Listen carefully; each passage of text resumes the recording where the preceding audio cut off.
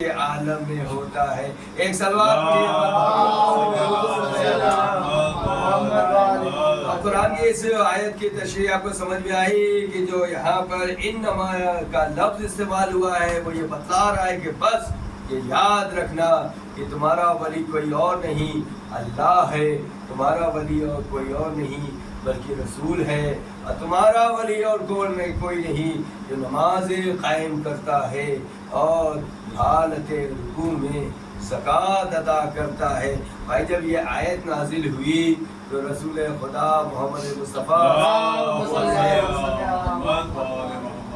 علیہ وسلم نے جناب ابوذر کو مسجد نبوی میں بھیجا اور کہا کہ اے ابوذر جاؤ اور پتہ کرو کہ آج مسجد میں کیا واقعہ پیش آیا ہے.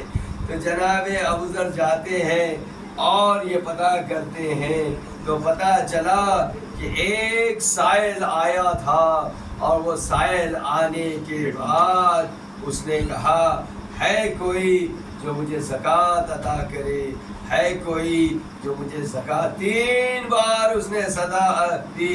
سب نے اپنے کانوں سے یہ سنا کہ ایک سائل آیا ہے اور وہ زکوٰۃ مانگ رہا ہے.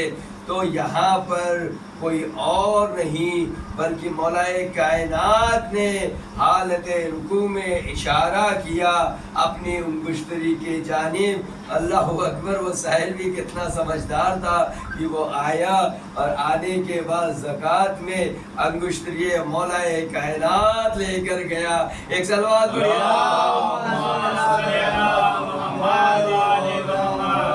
جب یہ پوری تفصیل معلوم ہوئی تو رسول خدا نے ارشاد فرمایا کہ جاؤ اور سب کو بتا دو کہ اللہ نے آیہ ولایت نازل کی ہے اور ارشاد فرمایا ہے کہ بس یاد رکھنا اب تمہارے ولی دین ہوں گے، ایک اللہ ہوگا، ایک رسول ہوگا اور ایک علی ابن ابی طالب کی ذات ہوگی. ایک سلوات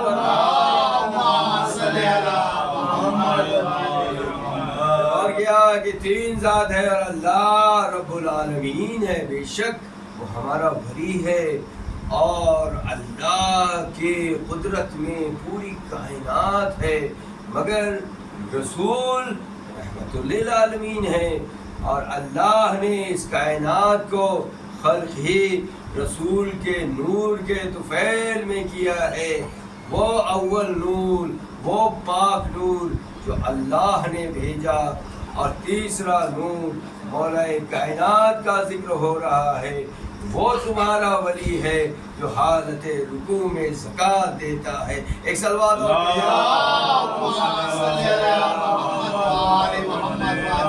بھائی تفسیر لکھنے والے جو بھی لکھے، مگر میں نے آپ کو یہ سمجھایا کہ یہ آیت واضح طور سے ہمیں بتا رہی ہے.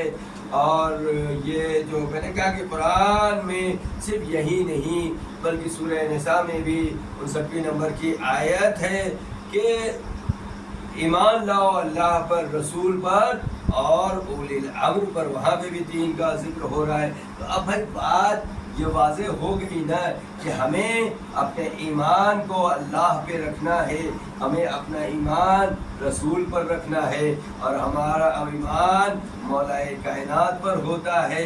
تو اگر آیت ہے خدا کی رسول کی حدیث موجود ہے، یاد رکھیے کہ جو لفظ ولی کا استعمال ہے عربی میں، جو ولی ہے اسے اس کے ہی مطلب لوگوں نے ولی کا جو مطلب بتایا ہے، ولی کا مطلب ہوتا ہے دوست کی بھی، اور ولی کا مطلب وہ ہوتا ہے کہ جو آپ کا رہنما ہو. ولی کے معنی امام کے بھی ہوتا ہے، رہبر کے بھی معنی ہوتا ہے.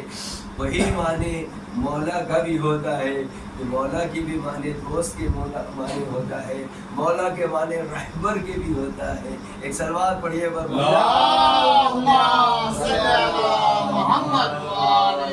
یہاں پہ خدا ارشاد فرما رہا ہے قرآن مجید میں کہ تمہارا ولی کوئی اور نہیں، اللہ ہے، رسول ہے، اور وہ جو حالت رکوع میں زکوٰۃ دیتا ہے. غدیر خون میں بھی یہی رسول خدا اعلان کر رہے ہیں کہ من کنت مولا ہو فہذا علی مولا، میں جس کا مولا ہوں اس کے علی مولا ہے۔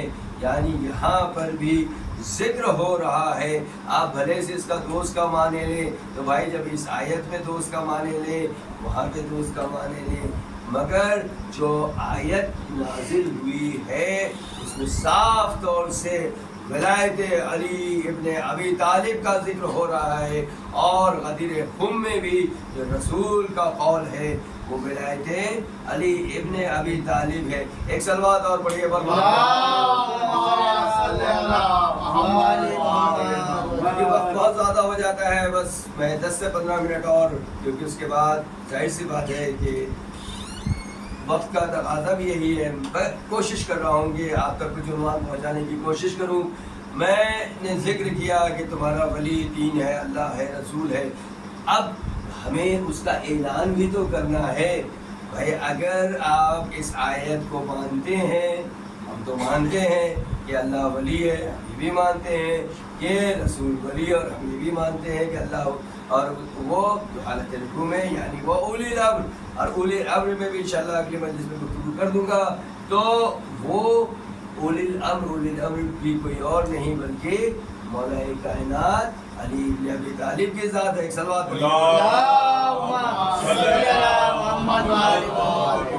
ہم تو اس کا اعلان کرتے ہیں، ہم شہادت میں بھی ولی اللہ کا نام لیتے ہیں، ہم ولی رسول کا نام لیتے ہیں، اور ولی علی کا نام لیتے ہیں۔ ہم اپنی اذانوں میں بھی اشہد ان لا الہ کا اعلان کرتے ہیں، اشہد ان محمد رسول اللہ کا ذکر کرتے ہیں، اور اشہد ان علی ولی اللہ کا ذکر کرتے ہیں۔ بھائی اب یہاں پر ذکر لوگوں کو اعتراض ہوا کہ اگر آپ علی ولی اللہ پڑھتے ہیں تو پڑھیں، مگر یہ بلا فصل کیوں پڑھتے ہیں؟ تو بھائی اس قرآن کی آیت میں بھی تو اللہ بلا فصل کہہ رہا ہے کہ تمہارا ولی اللہ ہے، تمہارا ولی رسول ہے، اور تمہارا ولی مولا کائنات ہے۔ ایک صلوات پڑھیے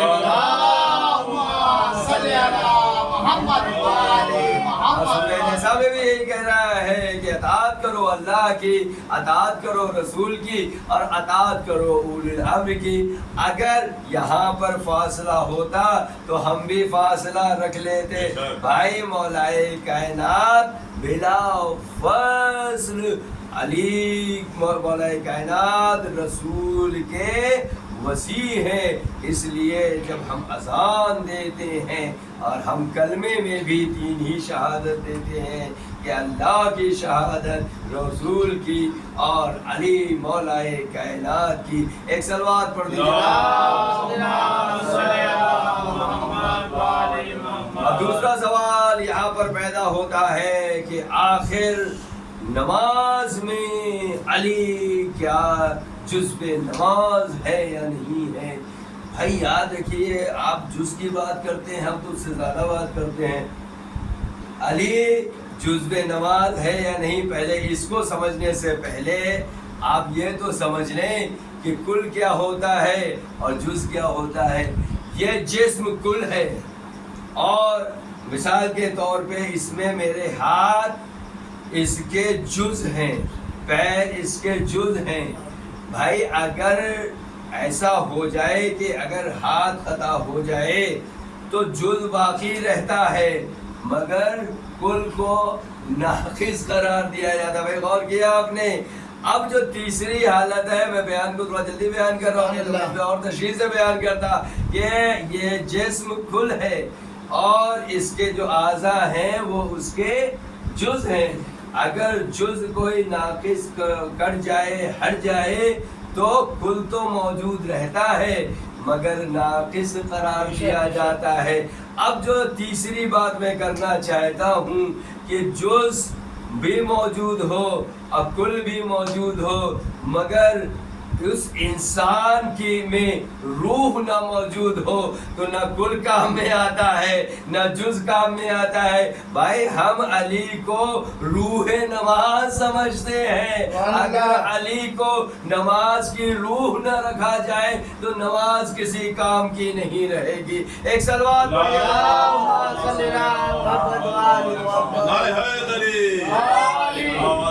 میں اس بات کو ثابت کر دیتا ہوں کہ پانچویں امام محمد جو شخص بغض علی میں دل میں بغض علی رکھتا ہے اور نماز پڑھتا ہے تو ایسی نماز اسے فائدے کے بجائے نقصان پہنچاتی ہے. میرا مولا کا قول ہے ایسی نماز اسے نقصان پہنچاتی ہے. اور لہذا بغض علی سے ہمیں بچنا ہے. سلسلے کو بس دو چار باتیں اور بتا دوں آپ کو اور انشاءاللہ اگلی مجلس میں پھر سے میں بیان کروں گا. میں چاہتا ہوں کہ تھوڑا سا آپ اس سے جڑ جائیں تو اور زیادہ میں ولایت مولا پہ پڑھ سکوں گا کہ یہ دوسرے یا تیسرے خلیفہ کا بیان ہے. وہ ارشاد فرماتے ہیں کہ جب رسول خدا، اور ہم سب جانتے ہیں اس حدیث مشہور ہے مگر میں کچھ یہاں پہ آپ کو میسج دینا چاہتا ہوں کہ وہ ارشاد فرماتے ہیں کہ جب رسول خدا کا گزر ہوتا تھا رسول خدا کے پیکر کا جسم کا سایہ زمین پر نہیں پڑتا تھا.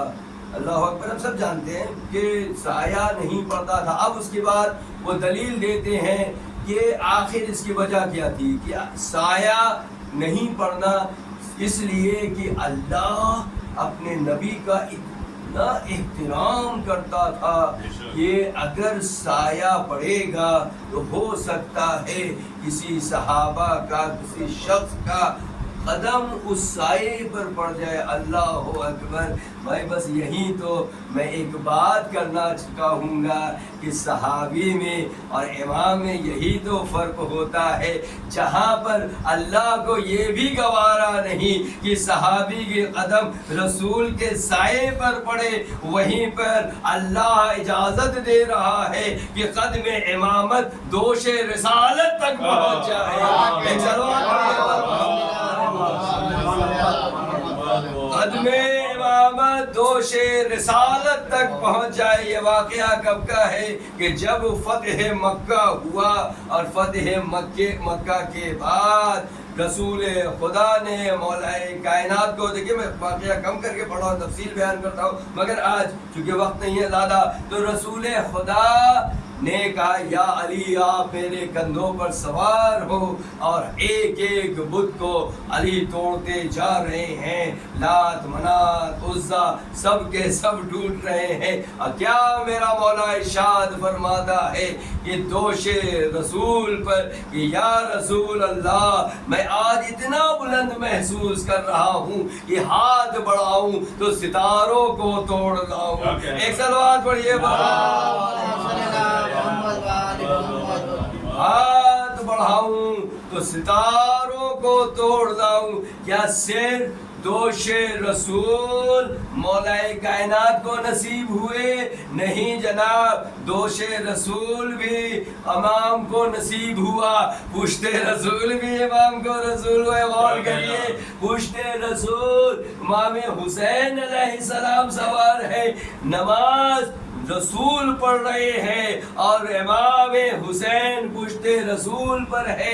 سجدے کو طولانی کیا جا رہا ہے، طولانی کیا جا رہا ہے. اور کئی سارے واقعے اس میں جو حدیثیں ہیں کہ 2 نہیں 3 نہیں بلکہ 70 مرتبہ تک رسول اللہ سجدے میں کہہ رہے ہیں کہ سبحان رب العالی و بحمدہ، اے اللہ میں تیری پاک ذات کی سب سے اعلیٰ ہے اور میں تیری حمد کر رہا ہوں. کیوں حمد کر رہے ہیں رسول؟ کیونکہ شہزادہ امام حسین ہے. تو وجہ یہ ہے کہ امام حسین علیہ السلام سے ہی نماز کو بقا ملنے والی ہے. ایک سلوات پڑھیے.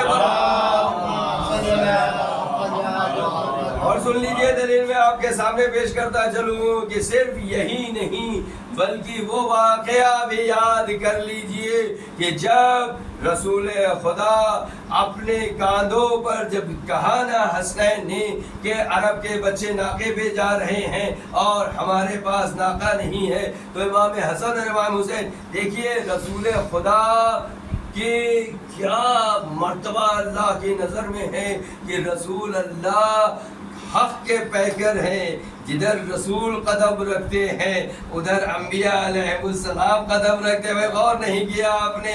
अब यहाँ पर जब इमाम हसन और इमाम हुसैन अलैहिस्सलाम दोषे रसालत माफ पर सवाब हो चुके हैं तो क्या फरमाते हैं शहजादे कि ये जो अरब के बच्चे इनके हाथ में मिहार है, रसूल अपने जुल्फों को इनके हवाले कर रहे हैं। तो देखिए मिहार जिनके हाथ में हो जाए क्या मतलब होता है कि अब जो जिधर चाहे वो नाका को ले जा सकते। मैं गौर किया आपने, रसूल के कदम जिधर बढ़े उधर अंबिया के कदम बढ़े, इधर शहजादे इमाम हसन और इमाम हुसैन रसूल को जिधर ले जाए उधर अंबिया के भी कदम बढ़ रहे हैं। एक सलवात पढ़िए पर मोहम्मद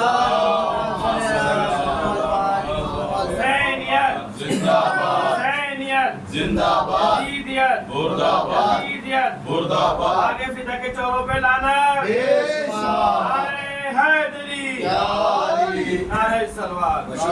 शेर में बराबर आपके सामने पढ़ता हूँ कि रसूल नाका बने हैं, मिहार हाथ में है, अरे इमाम हो के रसालत चला रहे हैं हुसैन। एक सलवात बढ़िया हो गया आपने। तो अब ये जो रास्ता ये किस तरफ जा रहा, अल्लाह अकबर। हर चीज के अंदर एक मैसेज है जिसे मैं आप तक पहुंचा दूं इंशाल्लाह फिर अपने मसाइब के। इमाम हुसैन अलैहिस्सलाम क्या नौजुबिल्लाह कहीं और ले गए, बल्कि अब जब मिहार इमाम के हाथ रसूल ने मैसेज दिया है कि ये वो हैं, पहचान लो कि जो रिसालत को नमाज की जानिब लेकर जाएंगे, ये मस्जिद की जानिब लेकर जाएंगे। तो नमाज की जानिब इमाम हुसैन और इमाम हसन को ले जाना ईद का रोज नमाज का ही दिन था, नमाज के लिए ही जा रहे हैं। तो इमाम हसन और इमाम हुसैन के हाथ में मिहार देकर रिसालत की रसूल ने बता दिया कि अब जो नमाज कायम होगी इन्हीं की जात से होगी। एक सलवात पढ़ दीजिए। बिल्कुल नमाज वो शे है कि जिसके लिए इमाम हुसैन अलैहिस्सलाम ने करबला में अपने पूरे घर को कुर्बान कर दिया। हाँ ज़ादारो, मुहर्रम ख़त्म हुआ और अब हम 10 मुहर्रम के बाद ये जो अय्याम चल रहे हैं, आपने कभी सोचा है कि ये कौन से अय्याम हैं? अल्लाहु अकबर, ये वो अय्याम है जहाँ पर जुल्म की इंतहा हो रही। अल्लाहु अकबर, लुटा हुआ काफिला आगे बढ़ रहा है। कई वाक़यात हैं जो आपकी नज़र होते हैं, मगर बस चंद मसाइब के जुमले आप तक पहुँचाऊँगा। मैंने कल की मजलिस में पढ़ा था कि मौलाए कायनात ने हज़रत अब्बास अलैहिस्सलाम को इमाम हुसैन के हवाले किया और उसी से मौला अब्बास के मसाइब को मैंने पढ़ा था। मौलाए कायनात की जो सबसे आलिमा बेटी जनाब ज़ैनो अब पूरा अस्पताल नहीं पढ़ पाऊँगा, वक्त नहीं है। ज़ैनो अब जो बाप की ज़ीनत हो, और बाद वाक़यात बाब शहादत इमाम हुसैन अलैहिस्सलाम जनाब ज़ैनब काफ़िले की सालार है। अल्लाहु अकबर, बेशक इमाम ज़ैनुल आबिदीन अलैहिस्सलाम मौजूद हैं, मगर जो रोल जनाब ज़ैनब का है, अल्लाहु अकबर, उसका तसव्वुर भी करना हमारे लिए मुमकिन नहीं है कि किस तरह से उस बीवी ने उस जज्बे शहादत को, उस जज्बे ईसार को लोगों के सामने पेश किया है। उसकी मिसाल नहीं मिलती है। मौलाए कायनात के हर बच्चे से कुछ वसीयत हो रही है।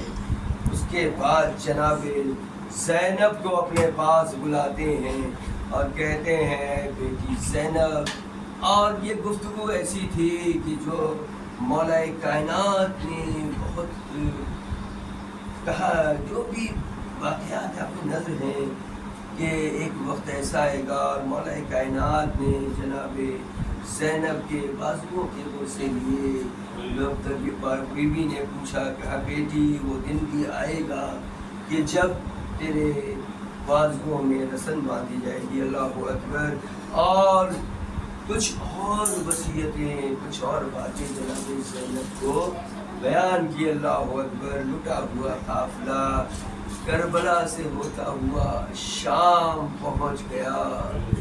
اب جب شام پہنچا اور شام کے بازار سے، اللہ اکبر، جب آپ زیارت میں جائیں گے تو وہ مقام دیکھیں گے جہاں پہ بیویوں کو روکا گیا، اور تاریخ میں یہ جملے ہیں کہ کئی گھنٹے گزر گئے اور بیویاں وہاں پر کھڑی تھیں، تو لوگ جناب زینب نے سید الساجدین سے کہا ذرا ان ظالمے سے پوچھو کہ ہمیں یہاں روکنے کی وجہ کیا ہے، اللہ اکبر۔ کہا گیا ابھی دربار آراستہ نہیں ہوا ہے، جب دربار آراستہ ہو جائے گا تب تمام اہل حرم کو یزید ملعون کے دربار تک پہنچایا جائے گا۔ آزادارو، جناب زینب نے کہا سید الساجدین کافی بڑا وقفہ گزر گیا ہے، ان سے کہو کیا ہم یہاں بیٹھ سکتے ہیں؟ اللہ اکبر۔ ارے جو شہزادی ہو آج اس پہ یہ ظلم ہے جناب زینب، خاموشی سے ایک جگہ بیٹھ جاتی ہے۔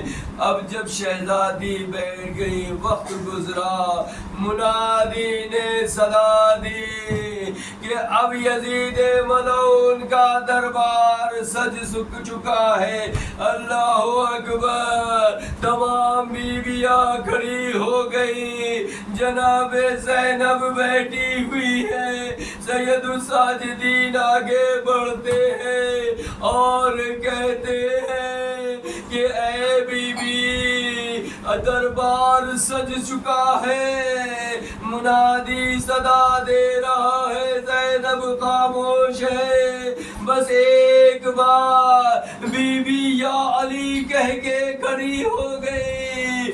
امام وقت ہے معلوم ہے، مگر پھر بھی پوچھا اے شہزادی آپ نے اس وقت علی کو کیوں یاد کیا؟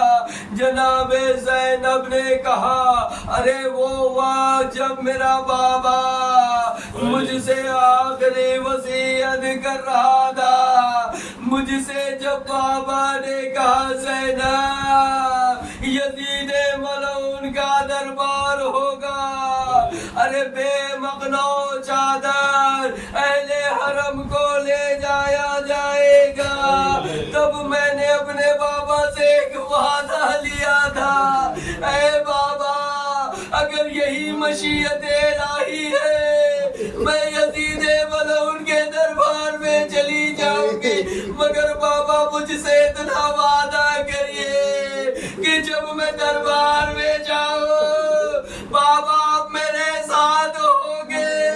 آزادارو، بی بی نے کہا میرا بابا لیا گیا ہے، اب زینب یزید کے دربار میں جائے گی۔ آزادارو کرسی نشین بیٹھے ہوئے ہیں، ارے نامحرموں کا مجمع ہے، منادی آواز دے رہا ہے، اہل حرم تشریف لا رہے ہیں، آئے زین العابدین آپ کو وہ نظرت نصیب کرائے، وہ مقام بھی موجود ہے۔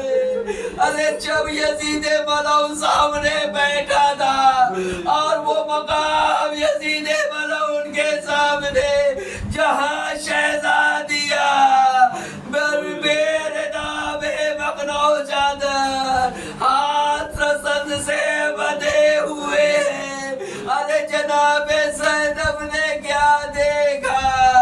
ملعون امام حسین کا سر ہے، کشت میں رکھا ہے، ملعون یزید کے ہاتھ میں ایک چھڑی ہے،